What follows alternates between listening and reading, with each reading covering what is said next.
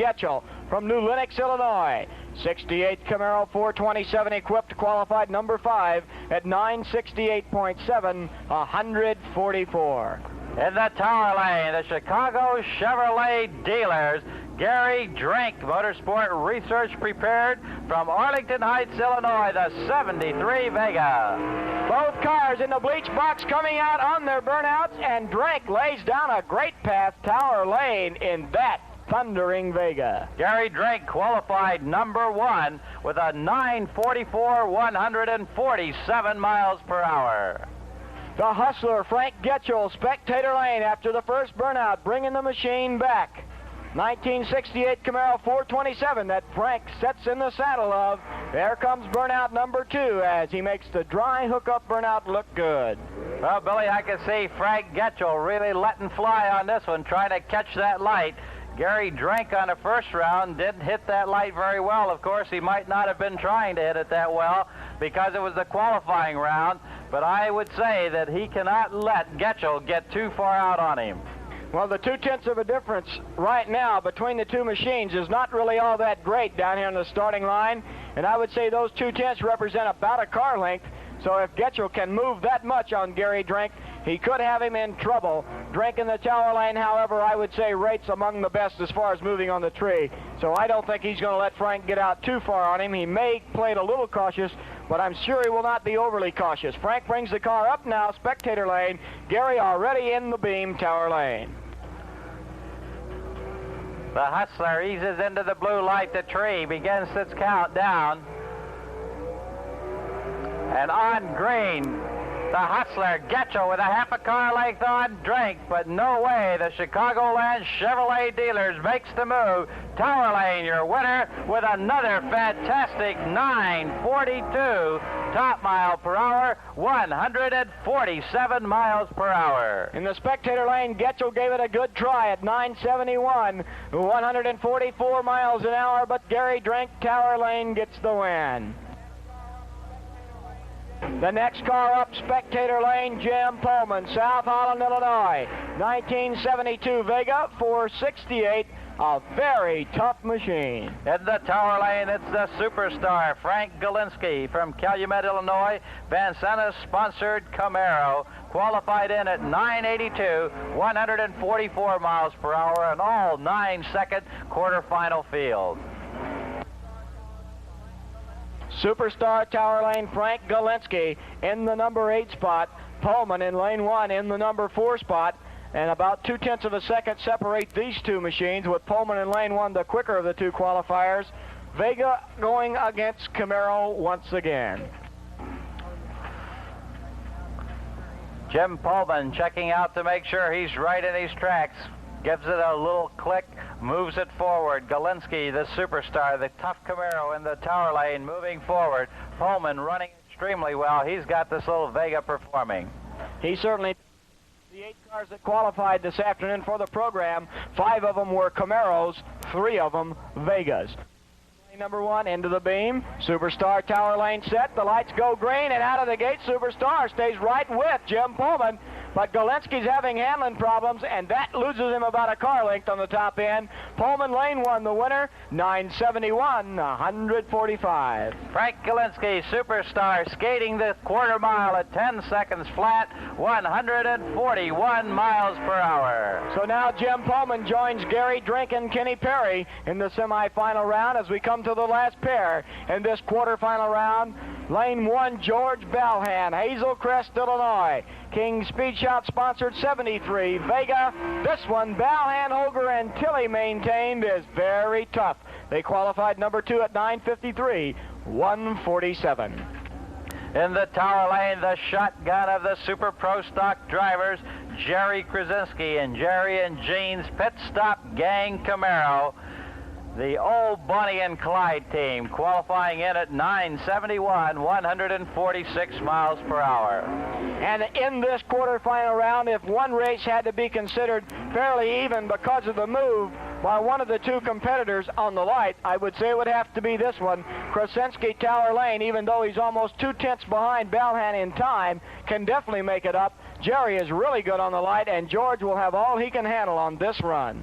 As you said, Billy, 2/10 is one good car length out of the gate, and we've seen Jerry Krasinski time after time do that, pull that one car length gate job out of the gate, put the favored competitor out. Let's see if he can do it again this time. Belhan looks as though he is cocked in the staging gate, Billy, and Jerry Krasinski looks like he's flat in the groove. Krasinski, Tower Lane, slowly coming up. He doesn't want much of that blue light. If you don't think he's not going for it, you are mistaken. He's going to shoot the lights, and here he comes, and Krasinski makes the move.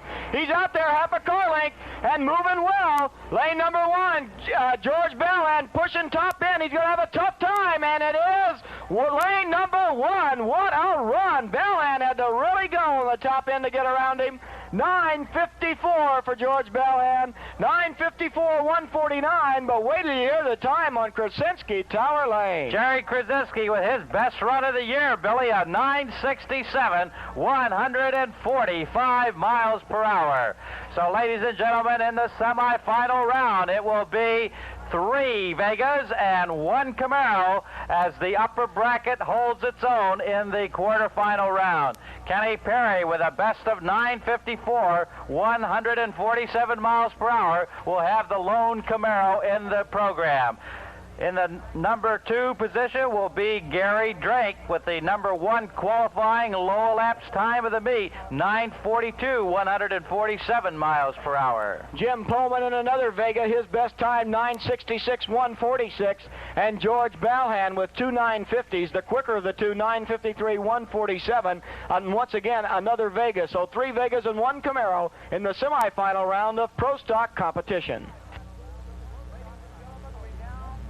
Ladies and gentlemen, we now move to the second round of the National Touring Wheel Stand Champions. In lane number 1, the world's quickest 2-wheel machine, and by 2 wheels I mean that's the way he runs the quarter mile. The Hemi Underglass wheel stander of Bob Riggle with Zach Zakola as the mechanic on this machine. He has been as quick down the quarter mile as 9:42, 160 miles an hour. That is a world record 2-wheel wheel stand run. And Bob Riggle this year, Billy, moving into the flip-top funny car type configuration with his wheel standing machine. In the Tower Lane, talk about configuration. Jack Ehrmantraut in Bob Perry's Hell on Wheel tank, sponsored by the United States Army. Hell on Wheels in the Tower Lane, coming down to the bleach box, ready to have the VHT poured underneath the tires. And I don't even know how the mechanic can find the tires. I certainly don't see them from here. Lane number 2, Hell on Wheels, the Army-sponsored Sherman tank. And in the spectator lane, Bob Riggle, Hemi Underglass, and here comes Bad Bobby. Oh, have you ever heard horsepower out of a tank like that? Wow, Hell on Wheels, Tower Lane, Jack Ehrmantraut. And Billy, you notice the Bob Perry tradition there with the stacks coming out of that tank, the big stacks, just like he used to have on his old wheel standing machine. That's right. At one time, of course, he was touring a Corvette wheel stander called the Fugitive, and the exhaust stacks were very identical to the ones you see on this tank. Notice the real long wheelie bars coming way out the back of Hell on Wheels here in the Tower Lane. They jut way out behind it, and that is unusual. Lane number 1, Riggle's probably come back about 2 feet from the rear wheels, where the Tower Lane seems to be more like 3 to 3.5 feet. All right, Billy, they're moving forward. Bob Riggle moving up to the staging beam. Jack Ehrmantraut, the Hell on Wheels tank, moves forward as they prepare to stage. Riggle getting the win in the first heat. Bob Riggle, lane number 1, very capable of well over 1,300-foot runs on 2 wheels, and both of them go airborne. The Hell on Wheels tank this time's carried it a long way, but Riggle in lane 1 running away from him. Riggle on a great pass, spectator lane, but both of them go all the way, and the tank has made the full 13:20 pass in the Tower Lane. Absolutely an incredible performance by both of these beautiful machines. Unbelievable, ladies and gentlemen, and in lane number 1, the time on Riggle, 10:41 at 133 miles an hour, a 2-wheel run to the quarter mile. Both of them made it all the way. The Hell on Wheels tank with a great 1241, 104 miles per hour up on the half track. Coming back right now, Jack Ehrmantraut. Let's hear it for him, ladies and gentlemen. An unusual and spectacular machine. The wheel standing, Hell on Wheels, Sherman tank coming down spectator lane. A US 30 welcome for him now for that full 1,320-foot pass. And apparently he wants a little bit more of the action, race fans. He goes back into lane number 1, and Ehrmantraut is not through yet. He comes back down to the starting line and wants to make another run, apparently, in the Hell on Wheels tank. And how can you do any better than he just did on the last run? But Jack wants another shot at it, and he'll do it this time in lane 1. Incredible, Billy. This guy is really something else. He certainly is, Ben, and on this run he did not quite get it up all the way like he did on the first one, but still he's driving it all the way through in lane number 1. He went through at 136 miles an hour on that run, but of course it was down, all 4 wheels on the ground. That's a moving tank. Well, I'll tell you one thing, if back in World War II they'd have had a tank like this to work with and could go that fast, they wouldn't have to worry about those big bullish German tanks being too almost indestructible to have to do force with. They'd just run away from them. They wouldn't have any problems with them. Well, I think what's so unusual, Billy, about that tank is the way it looks. You know, it just doesn't look like it could get up there and do that job. Boy, that's for sure. It doesn't look like it's got any chance of making those kind of wheel stand passes, but he just showed us when he made the run in lane number 2 in the tower side that he could make that full 1,320-foot pass, and he did it, and did it in a little over 12 seconds. Of course, Bob Riggle, enough said when you see him run one time. He's just unbelievable. It's kind of hard to believe that anybody could do what he does and do it as quickly as he does. He's run that quarter mile in just a little under 9.5 seconds. That's unreal.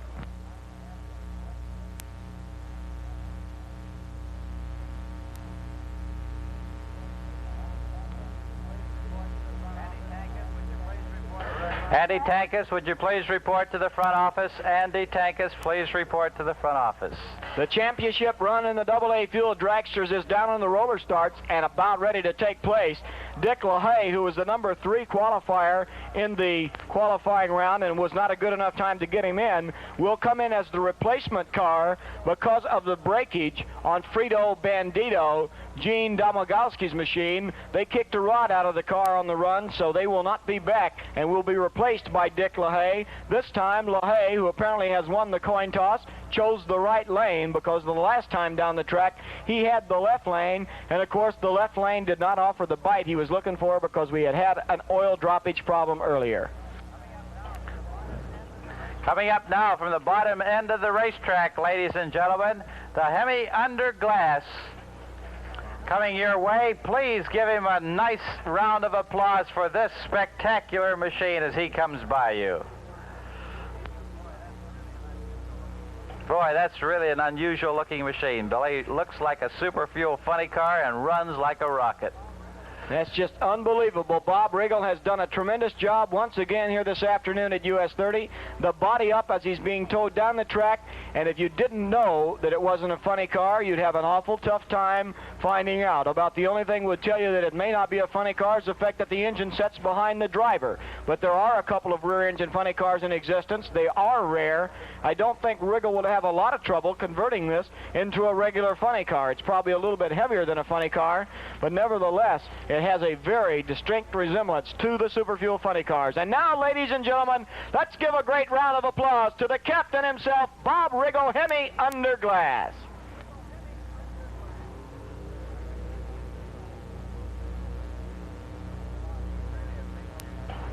And he's really a big dude, Billy.